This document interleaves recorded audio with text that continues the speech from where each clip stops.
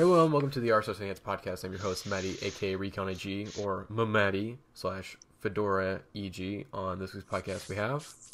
Hi, I'm Alex, or Ma-Alex / Fedora NG on Reddit. And I'm Arthi, Clockwork_watermelon. I don't have a name. Yeah, Arthi's not all about those memes. Yeah. She's not about those memes. What's wrong with her? She just isn't about that life. Okay. I don't even know what a meme is. Yeah, I mean, come on. It's actually pronounced Mei. Anyways, let's go on to what we've been listening to this week. My friend legitimately thinks it's pronounced Mei. Oh my god. Have you told her it's pronounced meme? She's like, no, it's not. It's pronounced Mei. She pronounces a lot of things wrong, and it's kind of really foreign? Funny. No, she's very American. Yeah, okay, anyways, I listened to a couple albums this week. I'm going to talk about two of them. Well, one of these I actually didn't listen to. Well, I think I did listen to it this week, but, I wanted to talk about it because I didn't get a chance to talk about it last week because I wasn't there. Anyways, Mac DeMarco, another one. It leaked, and I started listening to it a couple days ago, and I'm really digging it. I feel like, again, for whenever this album officially comes out, we're going to probably do a main topic discussion, because one of the biggest things that people are kind of getting at with Mac DeMarco right now is the fact that he's kind of, not progressing. Yeah. And I think, and I kind of, I think right now I'm not fed up with it, but, it's definitely starting to become a slight problem, and, if his next album, or, his next album or two comes out, and he's still not, he's only making slight progressions and not, more grand progressions, it's just sort of yeah, I'm gonna get really tired of this. But as of now, I think the style works, and this album is pretty solid. It just seems the thing is, you have to look at it at a different context. It's just it's a mini album. It's basically an EP. It's just some songs that Mac was making in between tour, and, it's oh, I can probably, put these out all on, a little album or something, just kind of to hold fans over. So if you see it as that sort of, a Mac DeMarco care package, it's pretty good. There's some really solid tracks on here, my favorite track on the album is...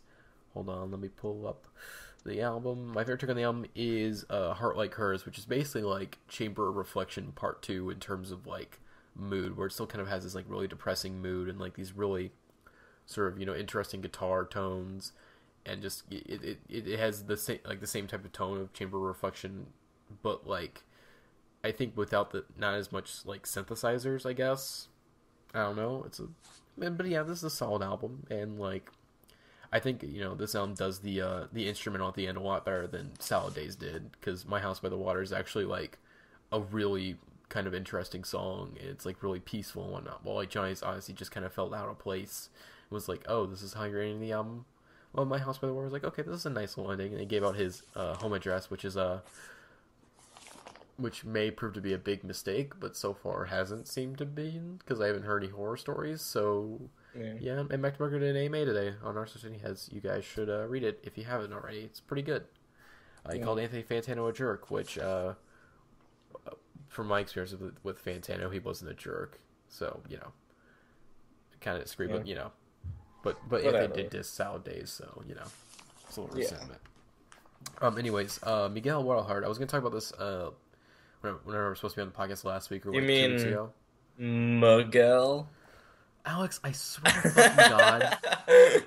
Okay, so I did a review on this album. And I wanted to talk about it because it's such a conflicting album, because, with each listen, I started to, dislike it a little more.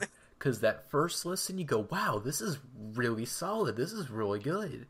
There's maybe one track I didn't like, but, everything else was, across the board, yeah, this is good. And then you keep listening and listening, because I'm doing a review on it, so I want to, focusing on the lyrics and kind of put more focus into the album, and I'm oh, this album is not as good as I thought it was. There's some really bad tracks. What's Normal Anyways, in my opinion, is just a terrible track. It's just kind of, the beat is, it's corny. It's really corny. It's I imagine, the subject matter is, real.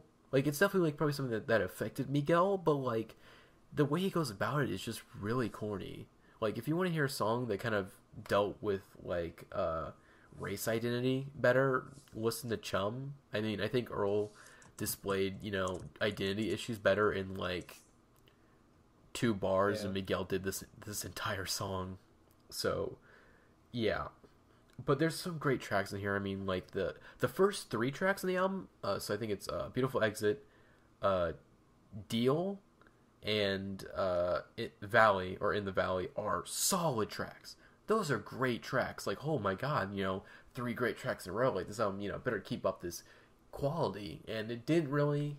It was just sort of inconsistent. But the good songs are really good. But the bad songs are just really, really mediocre. And like the worst part about it is that the worst songs are right smack dab in the middle. That is the worst place you want to have bad songs on your album. Yeah. The intro, it's not hard to fuck up an intro. Like, making a good intro is not that hard. Like, you can make a solid intro. Because I've heard a lot of albums have really solid intros. So it's not hard to do that. You can have a good introduction, but you have to, like, keep up that quality in the middle. And he simply didn't. Because What's Normal Anyways and Hollywood Dreams are really just mediocre tracks. And then the last couple of tracks weren't that good either. As they just get really, really cheesy. And not really in a good way. Maybe the last track is kind of cheesy in a good way, but like, yeah, like I feel like Miguel, he has a lot of talent, but like, he can't seem to put together like a complete consistent album.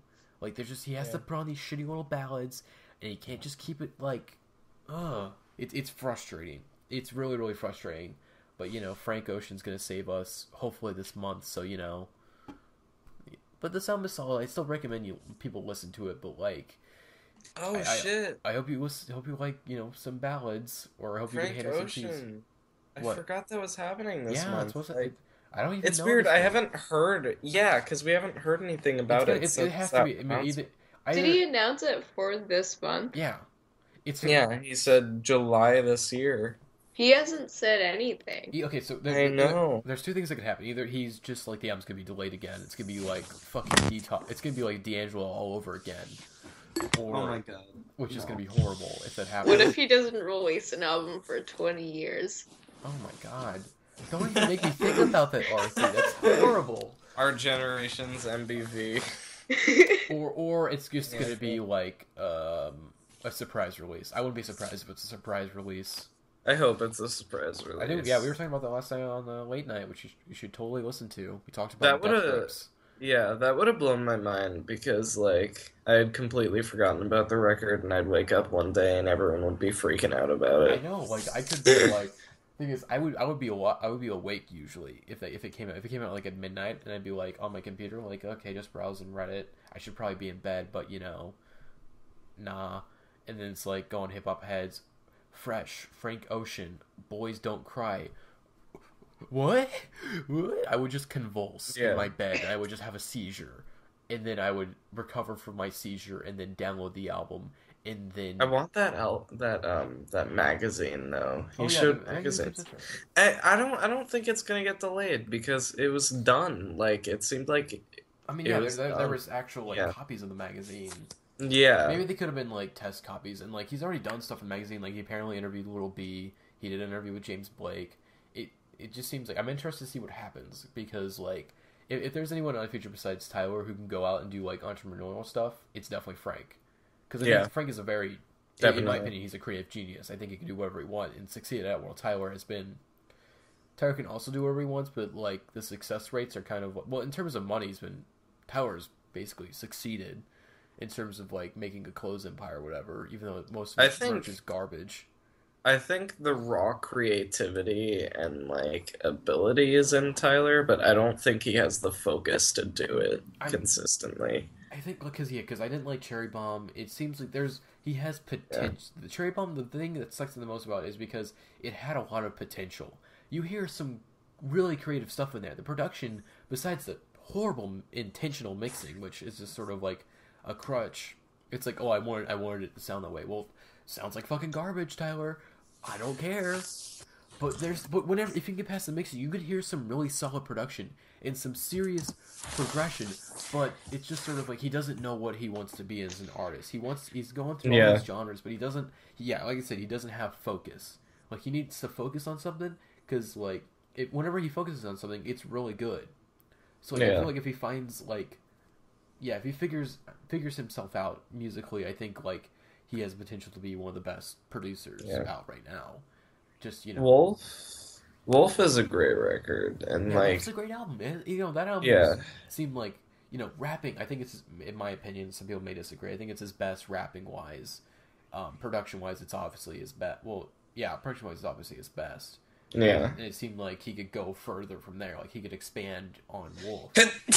Bless Yeah.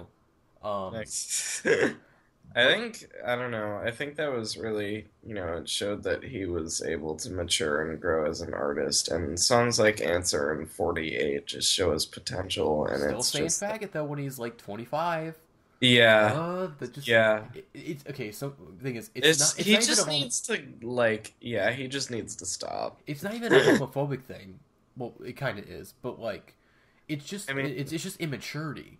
It's just sort of yeah, like I exactly. don't hold that like word with any like I hold that word whenever I was a teenager and a fucking idiot. So I don't like that word that much anymore. I don't like using it. So the fact that he's 25 and still using it, it's like, Tyler, just stop. Yeah. That's honestly the only reason I don't listen to him. Yeah. I think it's the only reason my best friend doesn't listen to him because I played her like a couple of his songs and she really liked them, but like that was definitely making her feel uncomfortable. He basically just needs to like, okay, just stop rapping. It's obvious he doesn't like rapping anymore. He said a bunch of times he doesn't like to rap. So why are you still doing it, Tyler? Fucking, play like a Mark Ronson or DJ fucking Khaled role.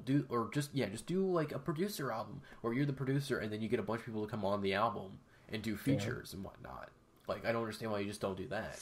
Just be I like how you just called him Towler. Shut up, Arthi. I mean, again, I am an admin on an Odd Future forum. Okay, I've been very involved with the Odd Future fan base. Still, even though I kind of don't like OF that much anymore. So if anyone's like an expert on Odd Future, it's me. Like I can tell you random Odd Future facts that you can just ask me about a member. I can tell you a random fact about them right now. Tell me something about Mike G. Mike G. He had an album named Gold. It's never fucking coming out.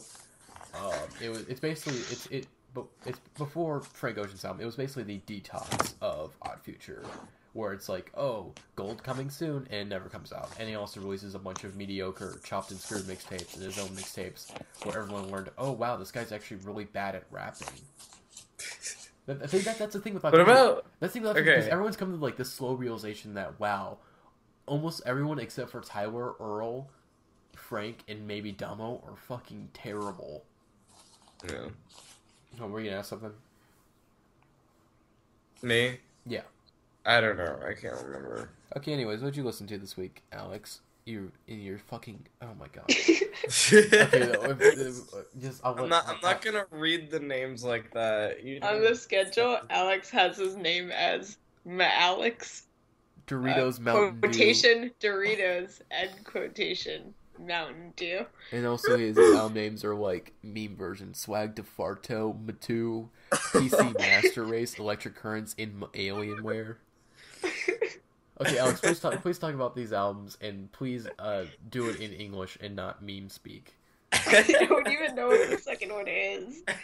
It's Currents. So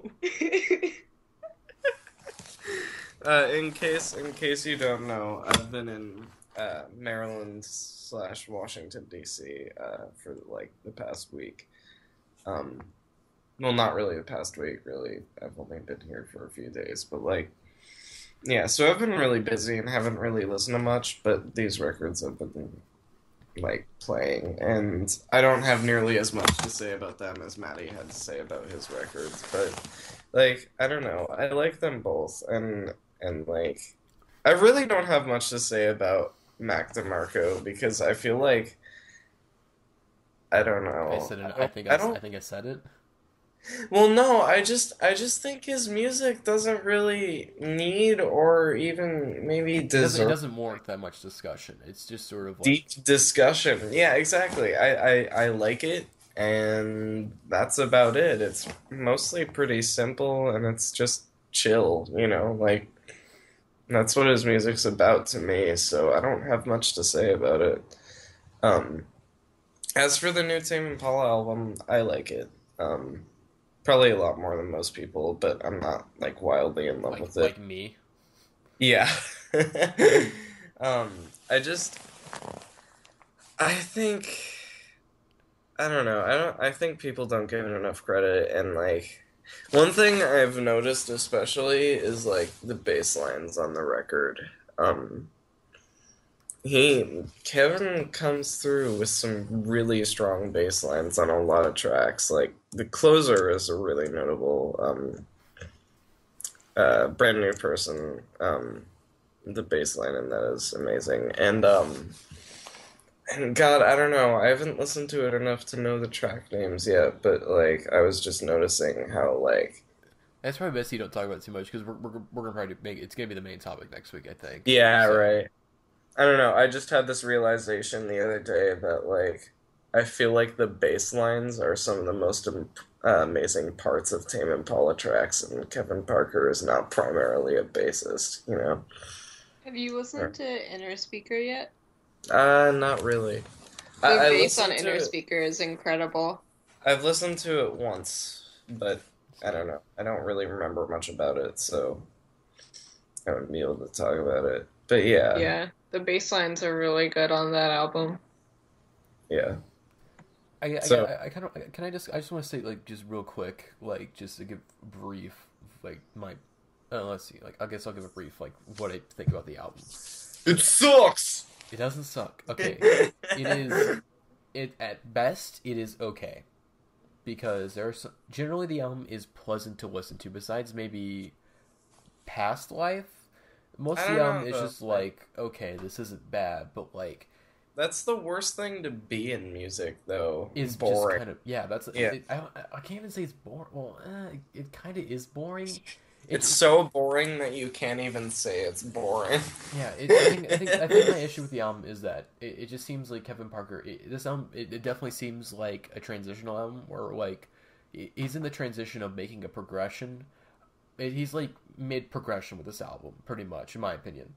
But the problem is that he thinks he made the progression. So the album, it just sounds.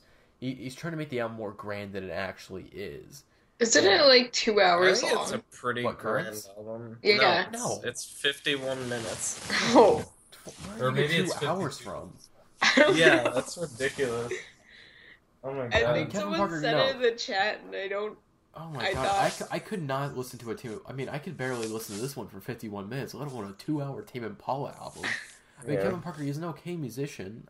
Well, okay, that's probably insulting to say he's an okay Oh musician. my god. He's a Yeah, very no, he that's not fair. He's he's a an very okay. incredible He's a very musician. talented musician. He's a very Whether or talented. not He's you agree that he was writing strong songs on this record, which I think he was. and this is not some people might say, well, you're just a Tame Impala fanboy who you just loner. I mean, I guess Lonerism and Inner Speaker are better, but like I'm not a big Tame Impala fan.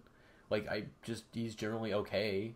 Like I don't hate Kevin Parker or Tame Impala, but I just didn't like Currents. I mean, if you want to listen to like really good throwback psych pop, go listen to fucking Multi Love. That shit's way better than Currents Yeah. because it knows what it is. I'd agree that Multi Love is a better album, but I wouldn't say that like they're in the same playing field. I don't know. I mean, again, Like, German's gonna get mad at sure, me. I'm saying Numb's better.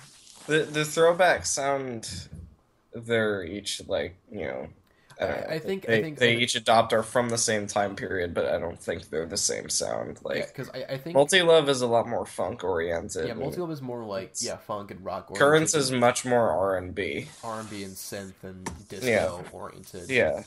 So I wouldn't even say disco. There isn't too much disco in there, in my it was opinion. inspired by Bee Gees because he said that was an influence on the album was Bee Gees. And I heard a little Yeah, bit of but disco, but it was like psych I mean, I write disco. sad piano music, and I think I'm, like inspired by Death Grips. So, I mean, yeah, okay, that's true. And also, it just seems like I guess Currents.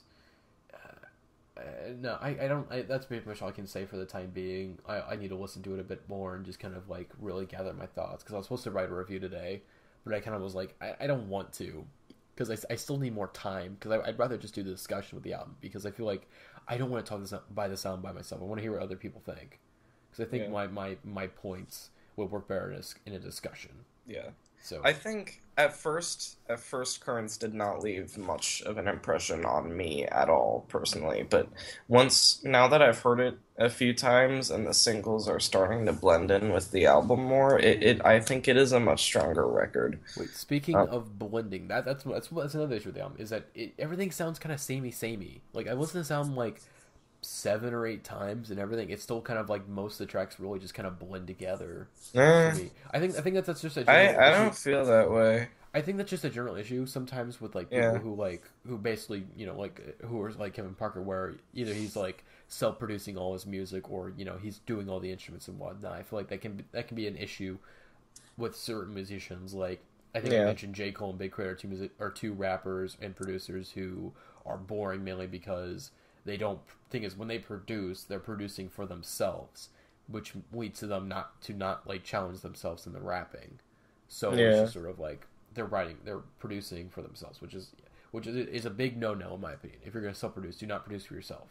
Which is one thing I think Tyler succeeds in doing is he's not producing for himself because he's But anyways, we should probably move on.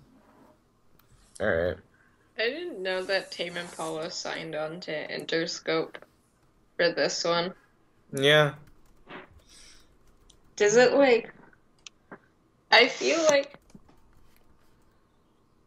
I think it's good. I haven't listened to the album yet, but I think that like...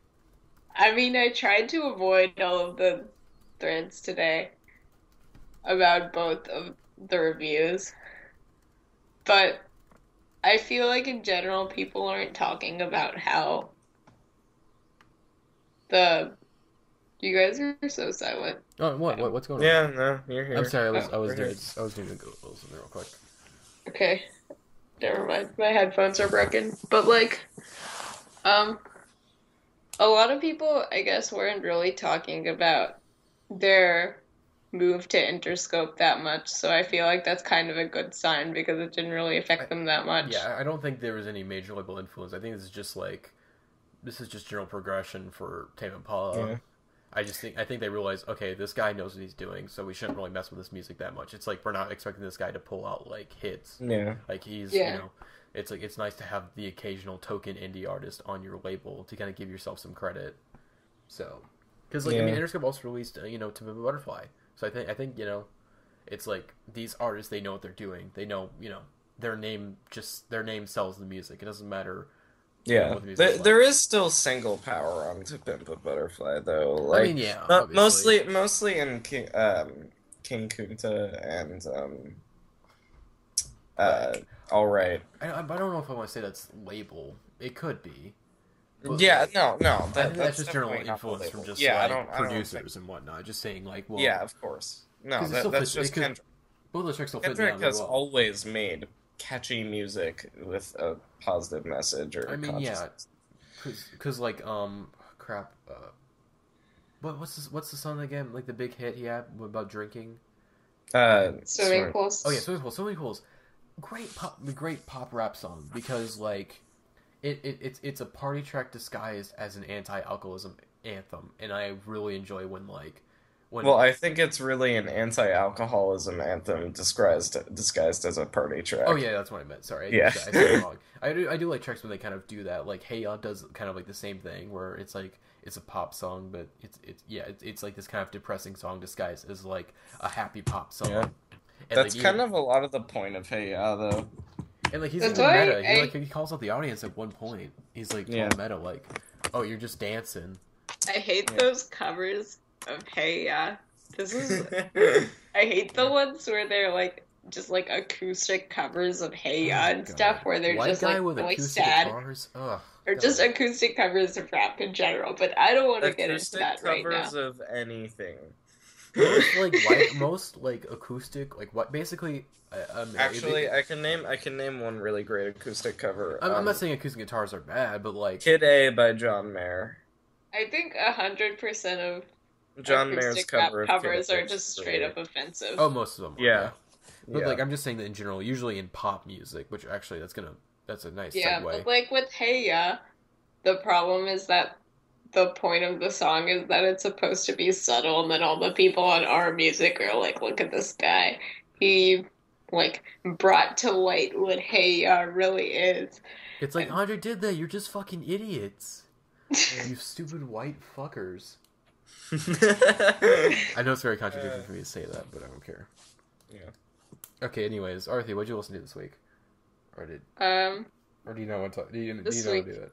Wait, I think part of the problem with Currents is that a lot of people just wanted Lonerism Part 2. I don't really want that. I just wanted good music, and I didn't really get that. Yeah, I think there are some people who do legitimately not like it. Of I course, think it's, again, I don't like it because I even saw someone say on Indieheads that honestly they did just want that.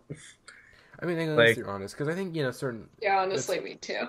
I think I fall into that category. Yeah, Lonerism is such an iconic album that even in the span of 3 years, that I think a lot of people, I don't know, just wanted a repeat of that. I think it's gonna tie into whenever we talk about artistic progression in a couple of weeks. Yeah. So let's. I don't want to get too into it. I mean, I think we got a little too into Currents. I might not be on the Currents podcast, so That's fine then. Although wait, I guess Jeremiah, Sarah, and I will do a late night then when we're in Chicago. Yeah. All right. Okay. Keep Arthi. What did you listen to, or do you just want to skip this week? I don't think I'm gonna talk about the second thing that much, or even the first thing really. But today I listened to I Gave Him Yassi by Can. And that's a 1972 German krautrock album. Mm-hmm. And I've listened to only one album by them, Tago Mago, and I like that one a lot, and I haven't listened to this one yet. But I listened to it for the first time, and it was pretty good. I don't have that much to say about it, but it's the same sort of repetitive style that the genre has, I guess, that genre is known for. And they have really good drumming and really good bass lines, but not bass lines, it's just weird sort of experimental bass things. It's good. One song, there's two songs that if you haven't heard it before, you might recognize. One of them is Vitamin C. These are the only two I remember the name of too, because I recognized both of them when I heard them. Vitamin C, which is kind of popular. I think it was in the soundtrack. It's in a couple of soundtracks, I think, but the one it was in most recently was Inherent Vice, that movie. And it also sings Swan Song, which you guys will almost definitely recognize if you're Kanye West fans, because he sampled that in Drunk and Hot Girls. Mm-hmm. All right. That's a good album. I should probably listen to it more. Do you want to talk about Ezra Koenig being a cutie? Yeah. Koenig. Is it Koenig? Oh, I'm sorry. Today at work, someone posted, I don't have any Apple products, but today when I was at work, someone posted this stream for... Did you download it? Because I downloaded it just in case, if you want it. This isn't music. I didn't download it. This isn't music, but... I know, there's a SoundCloud... I think that we're talking about, there's a SoundCloud link and it had a download to it, so I downloaded it. Because, Yeah. I just want to save it because I feel like it's probably going to be taken down, tomorrow. Mm-hmm. Someone posted the stream for the first episode of Time Crisis with Ezra Koenig, which is his new radio show on Beats One. Okay, go. And I kind of have to catch up with all of those because I don't have any Apple products, so I have to find ways to stream them online until they introduce Beats Radio for Android. Mm-hmm. But I'm so sorry. I keep interrupting because I'm trying to finish your sentences because you're kind of saying a little slow. And I'm like, okay, I'm sorry. It's fine. I'm sorry. I talk kind of slow, but this show on this episode, he kind of did the same thing that we were planning to do for this podcast. So I thought that was kind of funny. Like, they did a discussion of the top 5, the current top 5 on iTunes, and we were going to talk about pop music and more, like, kind of do a current, like, a discussion of the Billboard top 10, which is kind of super similar. So just to let you guys know. We came up with it first, okay? We came up with it first. We thought of it like but we had to cancel because Arthi couldn't be on. A week ago. Yeah, I couldn't be on. I ruined us. But yeah, I liked it a lot, by the way. You should really listen to that show. I haven't listened to the other Beats shows, but I should probably listen to them because I really enjoyed this one. He has a really cute voice. I don't have that much to say. It was really funny. Is it basically just like his Twitter, the show? Because his Twitter is very funny. It's not like his Twitter. He's just like an engaging person. And like on, he had, what's their names? When he was talking about the iTunes top 5, he had on, I don't remember the name of the podcast. I think it was Jizo and Mero. But he had on the Kid Mero from Twitter. And then this other guy whose name I forget. And they all kind of talked about it together. And he also had Despot on there. Motherfucking Despot. God damn it. Release your goddamn album, Despot. Jesus Christ. Yeah, and they all had like a nice conversation together. And also earlier, Mark Ronson was on. And yeah, it was fun. It was pretty funny. I didn't, like, it's not like his Twitter, like I said before, but it's just kind of, they were all kind of funny in conversation, I guess. He's more like, he's less like he's not very, like, he's kind of more awkward when he's talking, I guess. But, like, it's endearing. It's nice. He's, like, a good radio host, I think. He was very engaging. Yeah. Okay. That's all I have to say. So, should we start with the top 10? Okay, we're going to discussion. This is the most un-indie thing we could probably do is talk about pop music. But I think top 10 of pop top music. 10, the Billboard top 10, or the top 10 right now on Billboard. I like pop music. Like, I listened to it a bunch as a kid. You know, I have good memories of pop music. I watch. By the way, shout out to Todd in the Shadows. If you like pop music, or if you don't and you want to change your mind on pop music, listen to Todd in the Shadows. Watch Todd in the Shadows. He's great. He does pop music reviews, and he's not like a snarky asshole. Like, like I'm too above to be reviewing pop. Like, he's just like, I like pop music, and you know, he gives it respect, which we'll get into a bit later. Yeah, I feel like what Ollie said before in the late night about how, at least on the website, there's no place to really discuss pop is kind of true. Like, there's no specific sub where you can just discuss pop, like, just as a thing, I guess.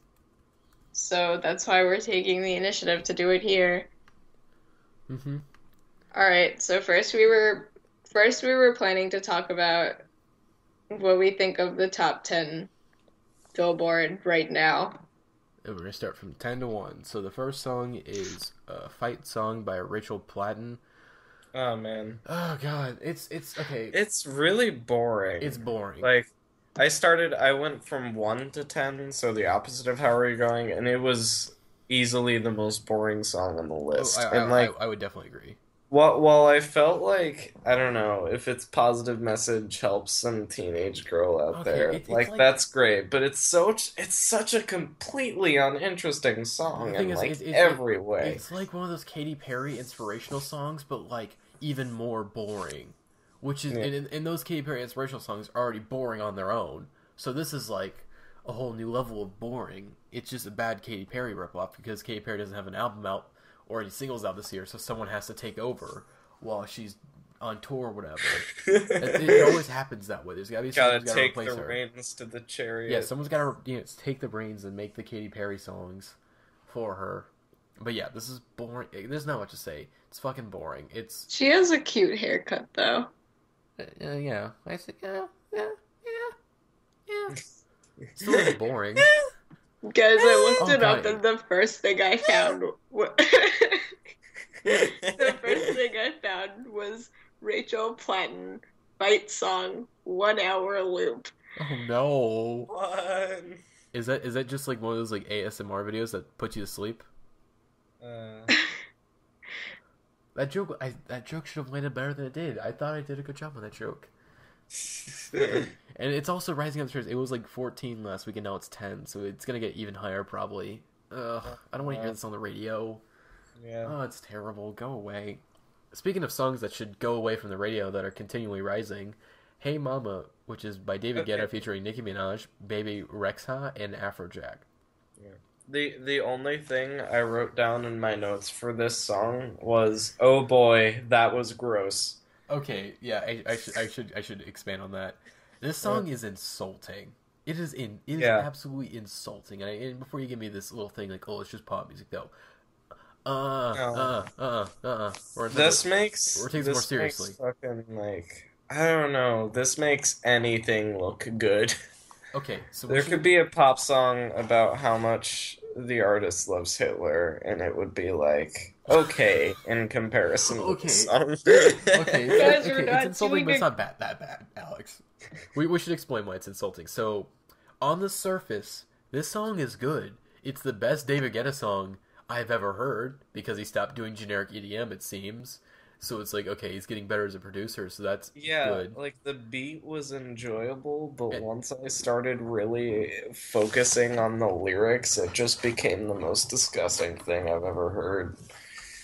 Nikki, why are you doing this to yourself? I know, you it's like... don't have to do this. Okay, there's like, okay, the lyrics in the song are terrible. But it's not just like, okay, these are just badly written. These are just like insulting. Like, Nikki, They're disgusting. You are better than this. They're disgusting. They're disgusting, and it's like... It's the wet dream of a red pill user. Yeah. Yep. It's like, here's a woman who will do everything under your command, basically. She's your fucking slave. And it's like, Nikki, no, you're better than this. You have young fans. I didn't listen to this song. A girl is singing this? Yeah, Nicki Minaj. Yeah. She's rapping about, like, basically just woman? being, like, a slave to her man. Like, just following his every command and, like, being like, I'll cook for you, whenever you want me, come get me. It's like, no, Nikki. And, like, I have no idea if the song's, like, supposed to be kind of a satire either, but it doesn't seem like it, because Nicki Minaj, she's very obvious with her sarcasm and her irony. Just take Anaconda, for example. That song is just sort of like is at least a little bit more. It's still insulting, but at least it's a bit more tongue in cheek than "Hey Mama." That's no good. I don't like the song. You don't even listen to it. You already know it's bad. Listen to it yet. I'm looking at the lyrics. It's bad. This looks so bad because we were like, we're gonna do a respectful discussion of pop. And the thing is, we don't have to. The thing is, we can say this one sucks. We can say Song we can 9, okay. This one's just disrespectful. Arthi, we can discuss pop music, but we I can know, say it's it's okay. bad. But because the thing is, the next song that we're going to talk about, Where Are You Now, which is Jack U, Skrillex, and Diplo with Justin Bieber, which is actually went from like 17 to 8, which is a pretty big rise. Yeah. And that song, The song is really good. It's so good. It's really so good. It's surprisingly good. I think Justin Bieber, in my opinion, I'll let you go, Alex. No, you can finish your thought. I will say It's like it's like just all of the artists collected that were like universally hated 2 years ago, and they just made like this awesome song. I'm proud. Mm-hmm. It's like there's so many comments where people are just like, I can't believe I like this song. Like, you better believe it. The thing is, I believe I like this song because, like, the thing is, Justin Bieber, he's a little underrated in my opinion, because he had an album called Journals, which is actually really solid. It's a solid. I like his songs too. It's a solid R&B album, and it shows like, okay, if he gets good production, and like he's actually pretty solid, and I think people don't give him enough credit. I mean, because his old songs are terrible. People love to hate Justin Bieber because that he's was like a trend. person. That's like I a don't trend from give 3 years shit ago, about and it. then people just never let go of it. He's not really relevant enough to even hate him anymore.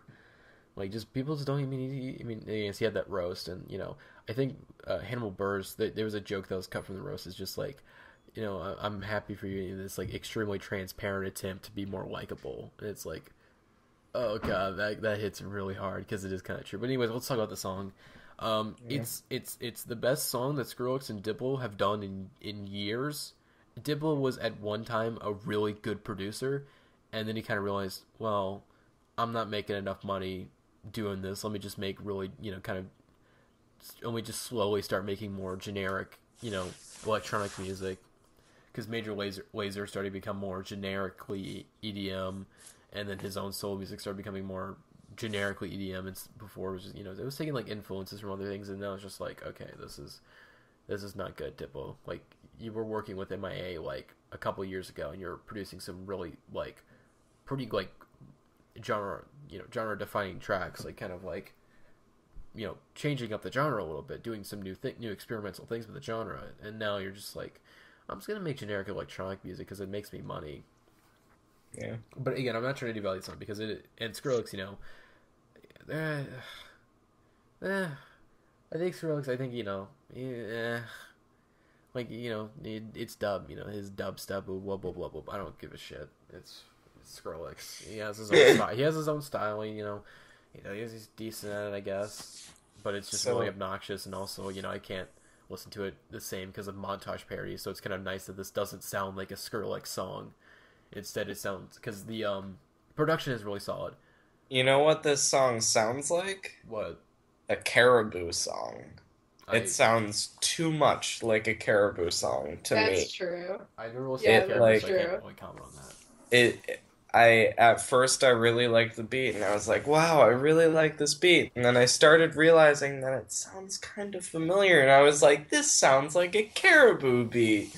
And it does. It sounds exactly like a Caribou. Again, if it's song that's in the top 10, I think it's like, it's great. Because it seems like at least some of these more EDM producers, like, they're going in a trend where they're not making the same songs over again with this 128 beats per minute shit. Like, they're starting to push away from it, and it's like proving to be successful. So thank God for that, because I'm tired of hearing the same 128 BPM tracks on the fucking radio. It sucks. But yeah, the song is really good. The on the hook, the little like singing sample, what would it be like? It's like, I don't know how to describe it, but it's really good. It's like, it's really good. Like, it works, and like the drums are really nice, and it's just sort of like, it's a really good track. And also, there's this Twitter video. This guy, he was watching the video, and he was like, wait a second. He goes back. He starts like pausing the video like crazy, and then like the video, the concept of the video is like, each frame is like drawn on by someone.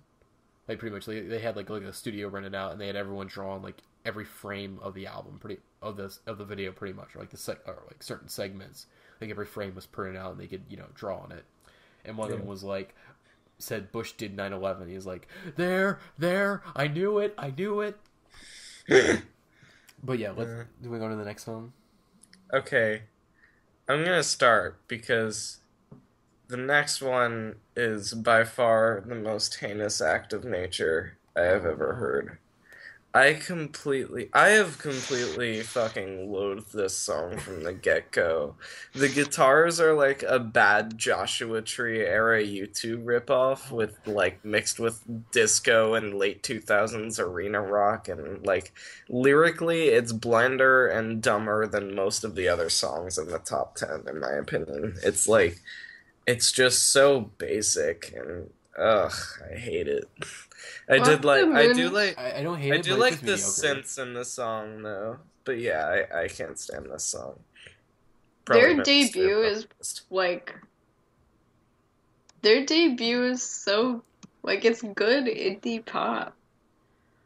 And then sell out. They're sellouts now. I don't want to say they're sellouts.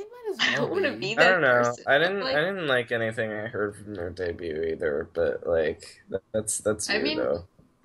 It came out when I was when did it come out? It came out like 3 3 years ago? So you're 13? or 4 years ago, and I found it when it came out, and like it just scratched that itch for me. Like 3 or 4 years ago, it's not bad. But then like I don't know, the song is such a departure from like their sound from before. I don't know. I thought it was in keeping with like their other singles. I don't have much to say. It's just this is just like I have no opinion of the song whatsoever. It's not bad. It's not good. It's just like it's there. That's all I can say about the song. It's just there. Yeah. I think Alex pretty much just like went in on the song. So I think I don't think anyone else. I am distinctly not a fan. Anyways, onto a really great song that I hope continues to climb the charts. Yeah, Can't Feel My Face by The Weeknd. Okay, see, wait, did we name the same? Favorite... Wait, hold on, Alex. Did we say the name of the last song? Shut Up and Dance by Walk the Moon. Okay, anyways, Can't Feel My Face by The Weeknd. Yeah. Oh my god, it's so good. It's The Weeknd is such a good artist. I really wish, like I don't know why we would talk about him in the sub, but I really wish we did more because he does because he's R&B and he's signed to he's R&B. He's not like technically indie, but also like he helped Beach House become like a bigger thing, I guess, with like House of Balloons. Beach House too and help them become bigger. But do we really discuss him on the sub? Yeah, but he's yes, but still yes we do. But Weeknd is more distinctly like pop and like not as indie as he used to be. I mean, especially this song, because this song, while it's great, it's like it's his most accessible and like mainstream songs ever made, pretty much. Yeah, I mean, it's still like really good. I think he's like even if he's not as like indie R&B as he was before, he's still like putting out quality stuff. I definitely agree. Like, I'm actually fine with him going in a more pop direction because everyone's like, "Oh, I just want the trilogy back." It's like he was in a different place then. Like, I think he kind of realized like now I can make pop music and like give it some more oomph. It's basically just like a Michael Jackson song. Like he sounds a lot like Michael Jackson. Yeah, okay. And that is a compliment. That is a straight up compliment because Michael Jackson was an incredible artist and he respectfully kind of like takes his influence from Michael. So like this song was probably my second favorite on the top 10, but that factor kind of bugged me a little. Like I love Michael Jackson and I enjoyed listening to The Weeknd sounding like Michael Jackson. So don't get me wrong, I overall enjoyed this song, but it just kept it just felt weird to me that it wasn't actually a Michael Jackson song that sounded so much like it. Mm-hmm. I don't know. But it's a really good song, I think. I think it's a really fun song. Fun fact, the song was written and produced by none other than Max Martin, which is probably why it sounds like more, mainstream, because Max Martin... Well, let's give some first thing first. Let me give some props to Max Martin. That dude is in my opinion one of the greatest songwriters who ever lived. Not because he made like these great like emotionally effective tracks. He made some of the catchiest music ever made. Like if you work with Max Martin, there's at least like a 70% guarantee of success, which is a lot better than like most artists can get. And I think he usually, except there's some cases where like. There are certain artists he can't save. Like, he can't save Katy Perry at this point. Like, post-divorce Katy Perry, he can't save her. She's not worth saving either. But then you have someone like Taylor. Okay, what's that noise, Arthi? Is that you or is that Alex? That might have been me. I was like, I yawned or something. Yeah, I don't like when you do that. Anyways, yeah, but Can't Feel My Face. Oh yeah, Max Martin. Again, he brought the best out of Taylor Swift. Like, Taylor Swift, I hated most of her country material, and working with Max Martin and going towards basically just instead of making country pop, making just straight up pop has been nothing but wonders for him. And we'll talk about her a bit later on the number 4 slot. So does anyone have anything else to say about Can't Feel My Face? No. I'm good. Okay, number 5, Trap Queen. Wait, what? What, Matty? You're still, again, the little rubbing thing. Like, okay. I might be able to. I can stop that. Man, I didn't realize it was that. I can change this. Sorry. Okay. Shouldn't be a problem anymore. Okay, number Sorry. 5, Trap Queen, Fetty Wap. Who knew that in 2015 that the biggest Phonos jam of 2015 would be by some random unknown rapper who has one eye? Who knew? The song is... I love the song. I love it. It's a jam. It's so Yeah. good. No one can deny. I can. I Okay. want to love this song, and I've grown to really like his voice, but I don't know. I'm not really a fan of the beat, and I guess it hurts me. Like, that hurts me. I will say, though, my way... Oh, sorry. No, it was done. My way is a lot better. My way, like, I really hope that also becomes a big hit because it's so catchy. Baby, won't you come my way? Got something I want to say. And also that song, like, along with Trap Queen, My Way is also, like, respectable to women. Like, it's not misogynist. Which is like, oh my god, a non-misogynistic rap song topping the charts? Yeah. Who would think that? And, you know, Yeah, it just seems like... The thing Arthi, you The go. thing I like about Trap Queen is that it's one of those songs, like, it's one of those songs in hip hop that, like, kind of shows hip hop artists that it's kind of part of, like, the movement for hip hop artists to be able to show more feeling, I Yeah. guess. Do you know what I'm talking about? Yeah, more like, Yeah, I get emotional rap. Like, before, like, it started out kind of as, like, a political genre, I guess, and now, like, it's kind of, we're kind of allowing it with, like, Kanye and, like, Frank Ocean, and now with, like, Fetty Wap, and, like, there's a bunch of artists I forgot, definitely. It's at, like, a crossroads, I think. Yeah, I it's, think like, hip-hop is really at a crossroads right now. kind of branching off into also this sort of, like, thing where you're allowed to show more emotion. And in general, I'm just all for, like, people showing emotion in songs, I guess. That's, like, a big part of indie, is that a lot of people are like, oh, I hate indie music because it's just, like, hipster men showing, like, being sad. And, like, why can't people Well, I'm be a hipster sad? man who's sad, so I can relate to indie music. Other because of hipster that. men being sad. Yeah, exactly. Why can't men be sad? Why don't you just let them be sad? Or why don't you just let some guy be like, I love my trap queen, I like making pies with her and, like, having a good time, instead of just being, like, objectifying her. And it's just,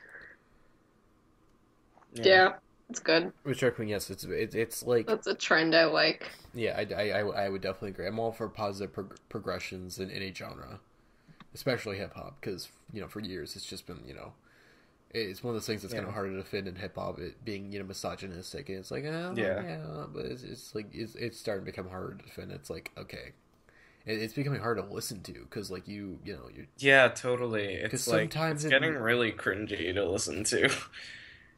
I mean, when A$AP Rocky slut shamed Rita Ora on his album, I was just like, what the fuck, dude? That's not cool.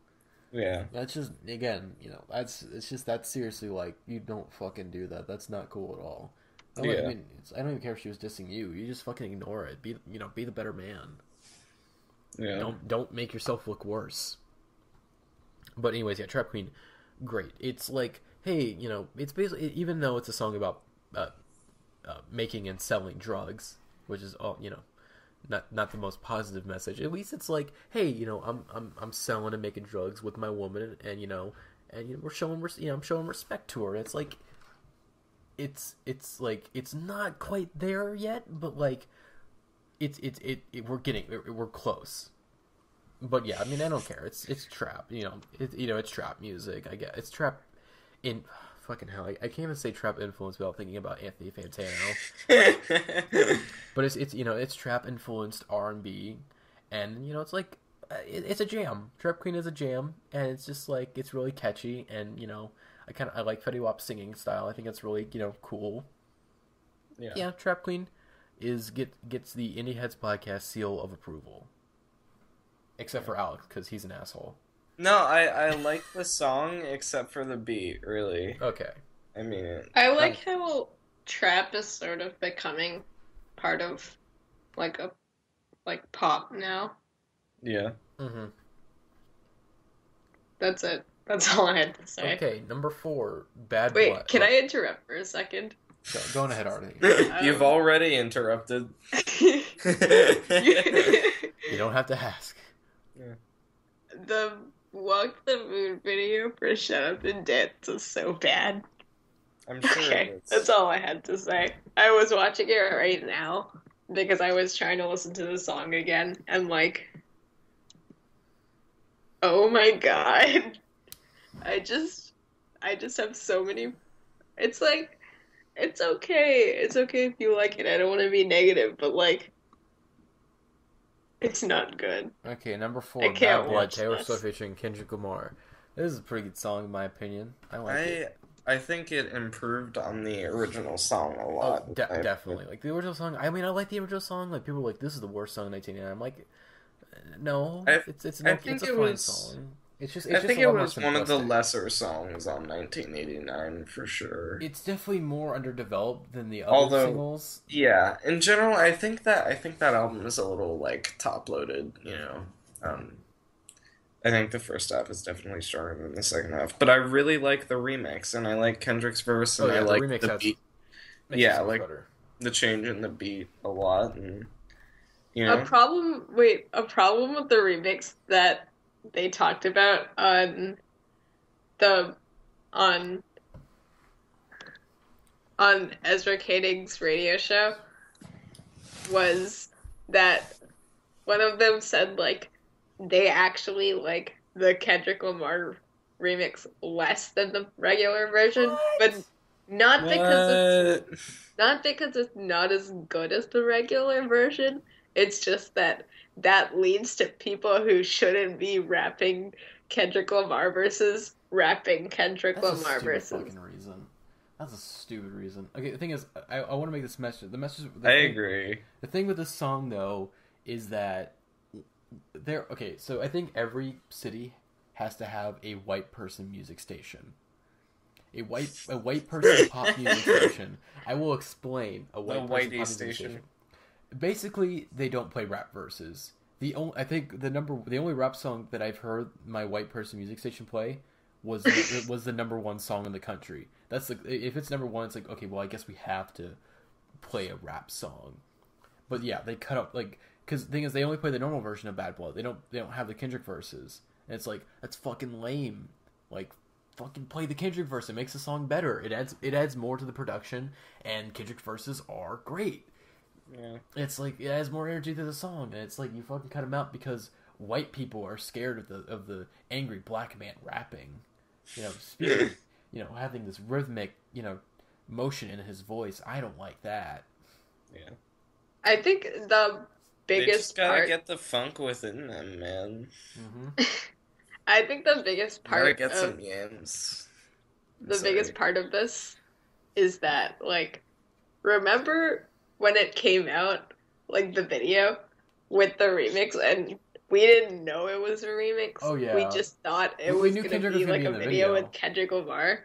And then he had a verse, and then we were like, oh my god. And then he had another verse, and then we were like, oh my god. Yeah, it was impressive. The video came out, it's like, oh my god, Kendrick has 2 He was like, oh my god, he has a verse in the song? Like, that's cool. I've been waiting for them to collaborate. Because I know they're big fans of each other, so it's like, I want to see this collaboration. And it's like, whoa. It's like, wow, we got a verse, that's kind of cool. And then he goes another verse, it's like, what's going on here? And they're good verses too. And like, I think her verses were the weaker part of the song. Oh yeah, she's definitely I guess she's not the worst part. I guess the worst part of the song is the beat. Because earlier it's a little too simplistic, I guess, and then it just adds more stuff to it, which is just sort of like, well, the beat, even though it's a little too simplistic, it's fine, and it just adds kind of some more unnecessary, like, trap flavorings into the beat because it's rap, and we have to add more things for Kendrick because it's now a rap remix. It's like, okay, whatever. I think it was an improvement still. I would still agree it's an improvement. Yeah. Um. Alright. Oh god, I don't want to talk about number 3. Come on, we have to. I feel like my brain cells are gonna just die when I talk about it. Number 3 is... So the third song is "Watch Me" by Silento or Silent. 2 brain cells just shot themselves in my head just by you saying the name of the song.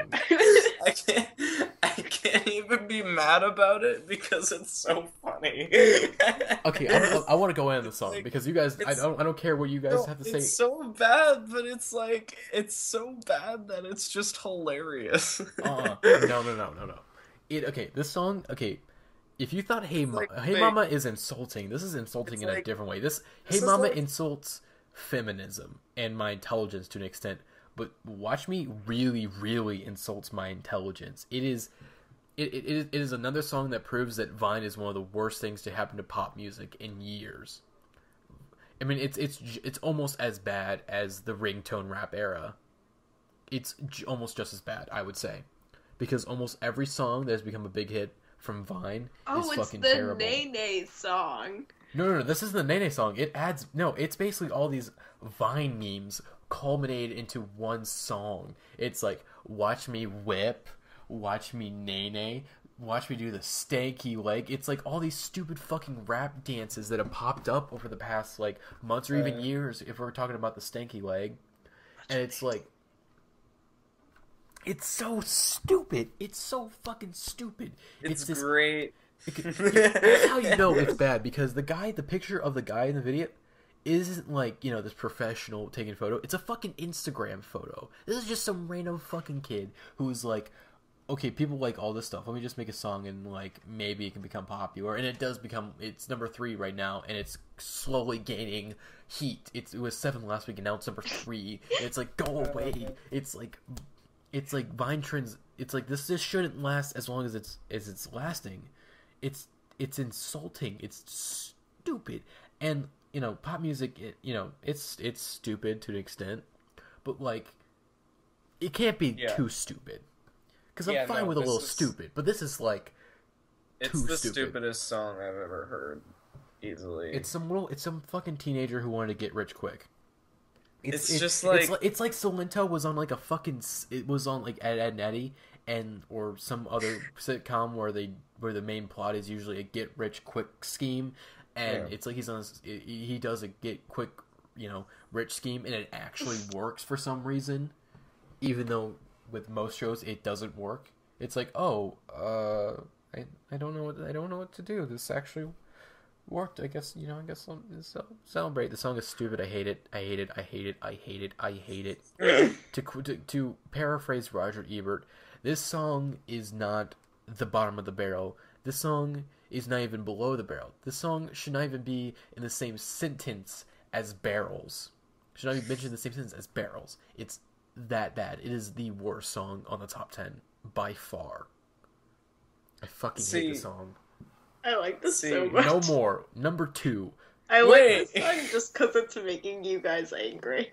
It doesn't make me angry though. I think it's so funny. It makes me angry. It's so funny. It's like it's the dumbest thing I've ever heard. If you think it's funny, you need to check your fucking sense of comedy and like fucking reroute that shit now, Alex. I love terrible movies for the same reason. Like I never thought this song is not so bad. It's good, Alex. It feels like a parody. That's why it's like it feels like some sort of, I don't know. It's like a shitty version of Ray Sremmurd. I don't know. I'm not saying I like it. I'm not saying it's so bad it's good. I'm saying it's so bad it's funny. If you're saying it's like so bad it's good or so bad it's funny, like The Fucking Room, that's giving way too much credit to the song, because at least The Room is like, it's unintentionally funny. This song, like, it's insulting because it's like it's something that shouldn't work, because it's the angrier the song is making you, the more I'm enjoying it. Okay. Because it's all a combination of Vine trends, and it's like, wow, this is so stupid. It couldn't fucking work. No one's gonna fall for this shit, and yet we fucking did, because this is the third biggest song in the country. Fuck. Okay, I have no more to say. All right, let's move on. Let's go to number 2. All right, so It's Cheerleader by Simo? Omi. It's Oh, Omi. me? What? It's Omi. Are you not looking at the chart right now? Are you not looking at the website? Oh my god, did I write it backwards? Oh, Seriously? you fucking professionalism on the r/Indieheads podcast. Anyways, Cheerleader Omi. I actually only heard the song like yesterday whenever we were doing this because I only heard it today for the first time on the radio today. Yeah, I really, really like it. It was my favorite. Yeah, me too. List. I like when I first heard it when he first started singing. I was like, "This is the worst thing I've ever heard." I really hated it, but with each second, I liked it more, and it's just definitely my favorite on the list. He's got like the guy has a really interesting voice, and I really dig the minimalism in the beat while it like still feels there. You know, it's still present, and the lyrics aren't interesting, but it's like it's good, and I thought the trumpet solo was cool because I feel like I don't know, you don't hear that much in pop music. I'm fine with trumpet. Like I think it's trumpets and pop music. It's good when it's done right, and I think Jiro does it right. Or you have a song like whatever that fucking Jason Derulo song was, where it's just like it still sounded cool, but it was like, oh, but it's Jason Derulo though, so it still fucking sucks. Because Jason Derulo is a talentless hack who can't fucking sing for shit without autotune. Okay, anyways, Arthi, I'm sorry. I'm still reeling from the anger from the last song. It is Omi. Oh my god, how did this happen? I'm sorry. I'm sorry. See, this is why I use Oh this. my god. Okay. Arthi, you have anything to say about Cheerleader Omi? I heard this song on Twitter, like on a Twitter challenge, but I like it. I agree with Alex about like the minimalism. I want to hear what he does next because I'm looking in iTunes and I'm not seeing anything else. It's gonna be a one-hit wonder. I mean, it has one-hit wonder written all over it. Sadly. Good though. I really like the trend of minimalism in pop songs recently because I like minimal songs sometimes, like especially in pop. Mm-hmm. I think it's nice. I think you can kick back to the song on the beach with like a nice drink. I hope like a nice puts like pina colada. I hope he puts out a nice little album filled with these songs because I just think that'd be perfect. So yeah, I mean, it's generally good. Like I didn't listen to it enough to be like I can't really film before. I mean, it's not like I didn't even have to listen to watch. I only had to listen to watch me once to get a full opinion on it because I know exactly what it is. There's nothing subtle about the song. Everything is like at the forefront of the song. There's a bit more to it that I'm probably not hearing. Yeah. So yeah. No. Okay. There's nothing more to watch me. I know. I was talking about Cheerleader. Oh, okay. Okay. Anyways, number one. I was surprised that you said that. Oh no, God no. Oh, Jesus Christ. There is no depth to that song. Anyways, number one is See You Again. For I don't even know how many weeks this has been number one. It's probably like... It's been around for 10, I think it's like 11 weeks now. It's not been number one consistently for 11 weeks, but this is the 11th week where it's been number one. It's See You Again, which is Wiz Khalifa featuring Charlie Puth. It's like... Oh my god, this song is so fucking boring. I don't know. It didn't bug me too much. It was just okay, but it was like... I just felt like I had heard that song a million times before. Paul Walker is rolling in his grave right now. Not as in like I've heard it because I've heard it playing because it's been on the radio, but because it sounds like a million other things. The thing is, I swear to God, there's been rumors. You think that like radio stations they're forced to play certain songs at a certain time. There's been 3 radio stations that play the song at the same exact time. I've seen. I think it was there 2 or 3. I would go. It was like almost around the same, like the actual same time in the song too.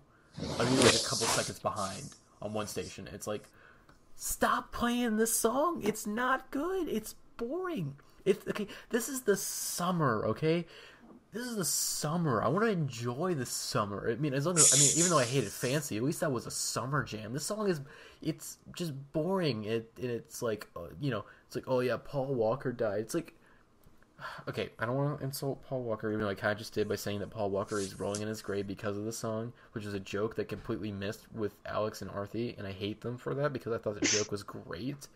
But I have no idea who Paul Walker is. you know, okay, the song is dedicated. Okay, "See You Again" is a song on the Furious 7 soundtrack that's dedicated to Paul Walker. I think it plays at like the end of the movie. I didn't see Furious 7. I'm just like going off of what I've heard, and it is so boring, and it's boring. Like Charlie Puth is just like,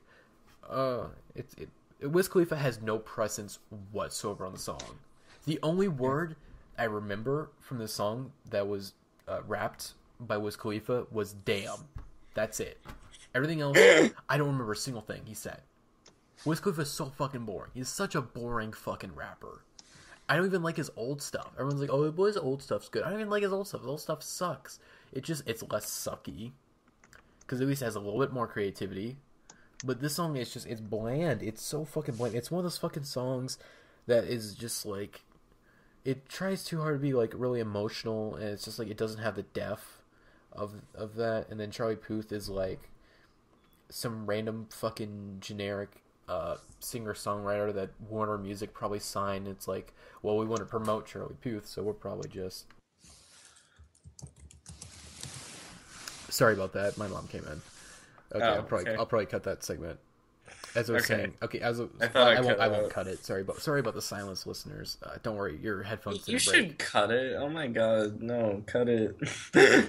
Oh, again, if I will, I gotta go to bed early because I have to get up in the morning. I will cut it personally. I'll send you an MP3 file because mine's probably, no offense, Alex, but mine's usually better. Yeah, because I paid $20 this fucking software. Better work pretty well. Anyways, okay, See You Again. It's boring. Charlie Puth, again, like as I was saying earlier, is like some fucking singer-songwriter that Warner Music or whatever fucking label he's on. It's Warner. It's a Warner Music owned label. I know that because there's the Warner Music thing on Snapchat, and this song is on there all the fucking time. He's some random kid they sign, and it's like, well, we want to promote this kid, so let's just put him on the Furious 7 soundtrack because everyone's still sad about Paul Walker's death, and he's perfect. And we'll just throw Wiz Khalifa on there because, like, I guess we want to promote him because he's been kind of irrelevant lately. It's boring.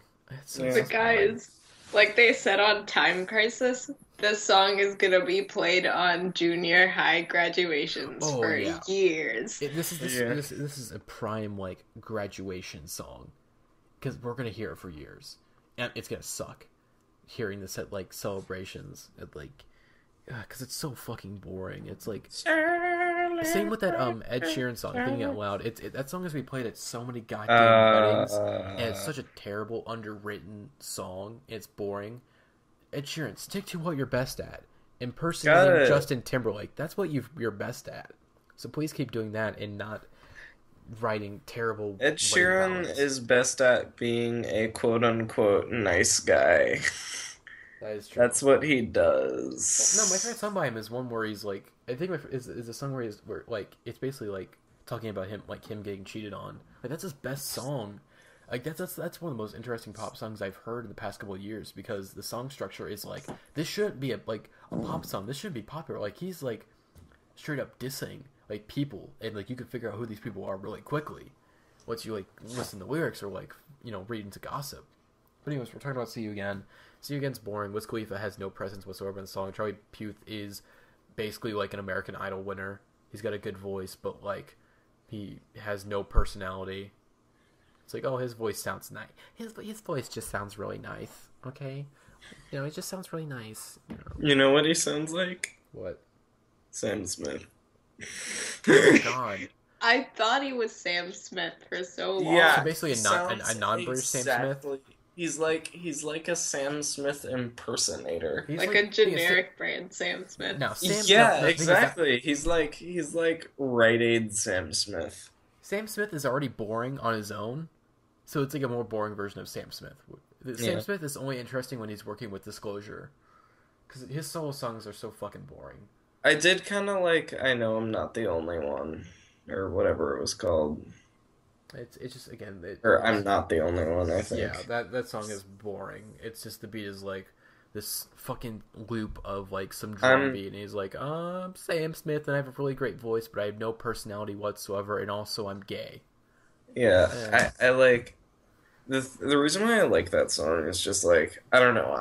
I'm just a sucker for like Rhodes piano, and that uses like a similar keyboard or something. I'm really a sucker for that sound, and whenever I hear it, I'm like, ooh, I dig this. But yeah, in general, I would agree. I listened to his album and it was really lackluster.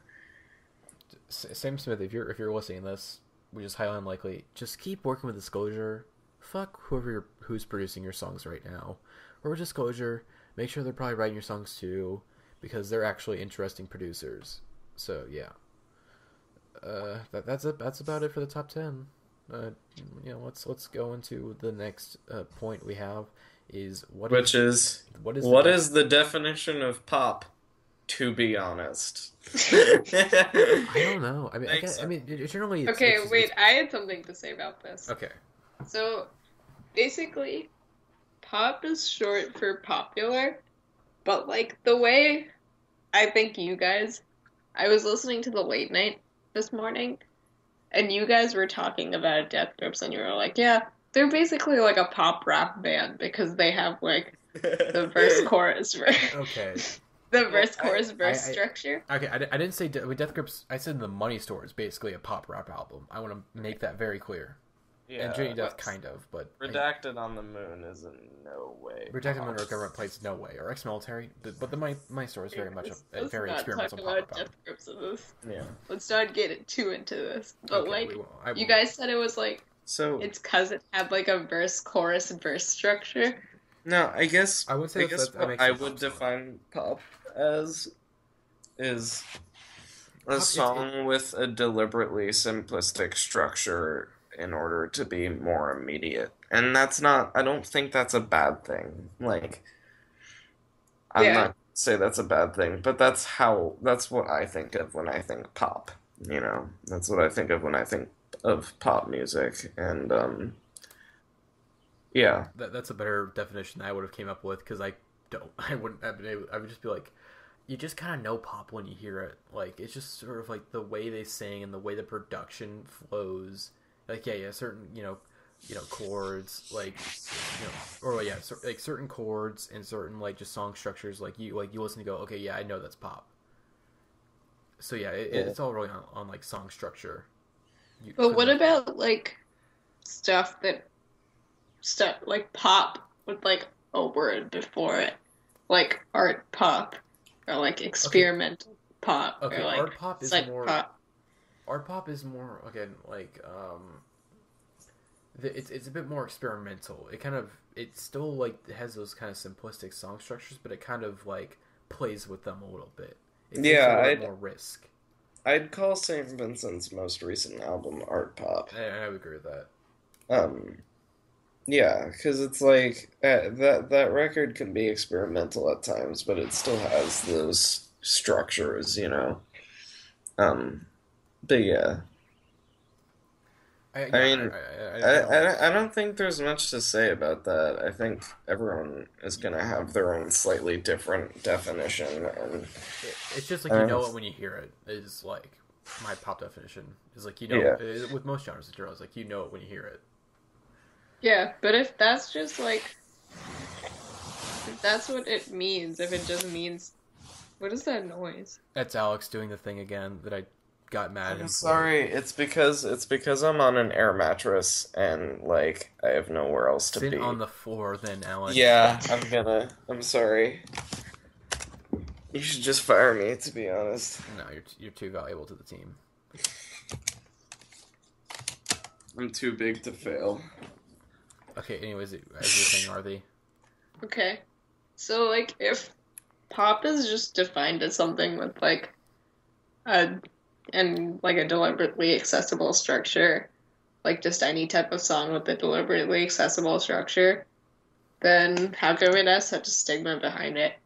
Like, why is it, like, I was talking to my friend who has a band, and I was like, she was like, how would you describe, like, our sound? And I said it's, like, sort of like indie pop rock. And then she was like, isn't that a bad thing to be pop rock? But then, like, why is that a bad thing? Okay, so I think it's just not. because it's popular. That's usually the easiest definition, is because popular implies popular. You know, pop music implies popular. And people don't like popular things because they have to be a true patrician and contrarian all the fucking time, you know. I Fuck think off you. there's a stigma surrounding what becomes popular. Like, I think there's this general thought that pop music is usually vapid and meaningless. But, And like, it usually is, but it's like, I think that's but is that where a a lot bad of thing that though? stigma comes from. Yeah, I don't nothing think so, has. because, like, I don't think. I mean, I guess I can't speak of Merzbow's entire discography, but I don't get how you could listen to, like, this is entirely based off of Jeremiah Arthi and I hearing that brief bit of Merzbow record in, in that record shop, but I don't get how you could listen to something like that and then be like, pop is vapid bullshit, because, like, that was just noise and, like, a blood-curdling scream, you know? Okay, as much Like, okay, can I defend it? Even though as much as I hate noise music, I will defend it real quickly. Noise music is not meant to be enjoyed. It's art. It is sonic art. Yeah, Because it's like a performance thing, isn't it? yeah, yeah. it's basically performance art. It's like you see a fucking painting and it's basically just like someone just took like paintbrushes and just scribbled it like a child, like it's basically that in song form. Yeah. It's supposed to evoke something out of you, pretty much. It's not meant to be enjoyed. It's because there's this inherent thing with music, like people think it has to be enjoyed, and for the most part that is the case. But it's basically just taking music to a different level of like, this is art. You don't have to enjoy this. You can appreciate it. Even though I think most noise music, I mean, if you look at the output of Merzbow albums, he puts out like 6 or 7 albums a year, so noise music, in my opinion, is generally lazy music if artists are able to put out music that fast. I don't know, Yeah, I but guess. like, I would argue that nothing has to have meaning to be like good. Like, Yeah, I what agree. if, sorry, were you saying something? No, I was just saying that I agree. Okay. None of, um, one of my least favorite names, probably my least favorite name for a genre ever, is IDM, which is Mhm. intelligent dance music. Yeah. Like, I just, I don't really understand why you have to say something is more intelligent than something else just because it has like a meaning behind it. I think it's maybe Yeah. just I think like we were saying earlier, it's basically just because song structure. I think you It's basically could just saying that say. it's more complex song. I mean, AFX Twin is considered IDM because he has very complex song structures, and you But know, that doesn't, I does think that you make it could. Wait. smarter? Wait. I think intelligent is the wrong word. I think you could say something is more intellectual. intellectual or more complex, pretty much.